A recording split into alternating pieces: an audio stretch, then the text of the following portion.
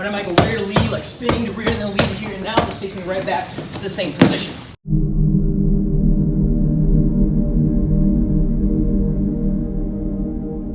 So, like looking at that, so we had that ability, and we did one where we did the outside foot sweep, we did one where we did Panantukan, we were throwing the elbows in. What you're really starting to see is that like you have the option of the outside foot sweep or the Panantukan with either one, right? Because what they have in common is this position, correct? And this position gives me both.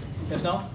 Okay, so if you understand that, then we can just add a little something extra to it, just for some flair. So sometimes we'll put some spinning elbows in or something like that. So it might do like if he sends the jab, I might split this and still pocket out. But I might go rear to lead, like spinning to rear and then lead to here. And now this takes me right back to the same position. Does that make sense?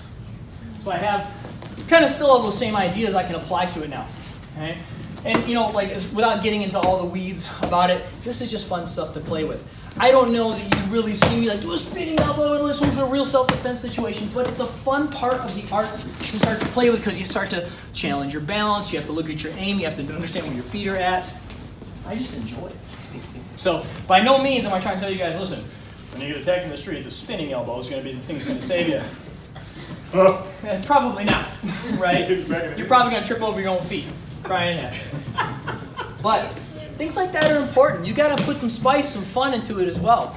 You know, otherwise, if you don't, you tire out, you're bored, right? And you want to get bored, right? Because like anything you do, if you do it enough, you're going to get good at it. And when you get good at something, it becomes less challenging. When it becomes less challenging, the boredom starts to creep in a little bit. So you always want to challenge yourself. You always want to spice stuff up and add it to it. And one of the beauties about having that JKD mindset is that we can borrow anything from any art and stick it in. Does that make sense?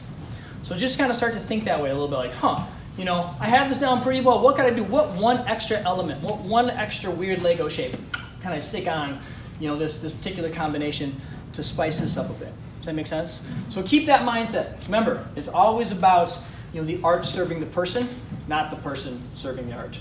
Does that make sense? Awesome, guys. Cool. All right, kind of gather in, have a seat real quick.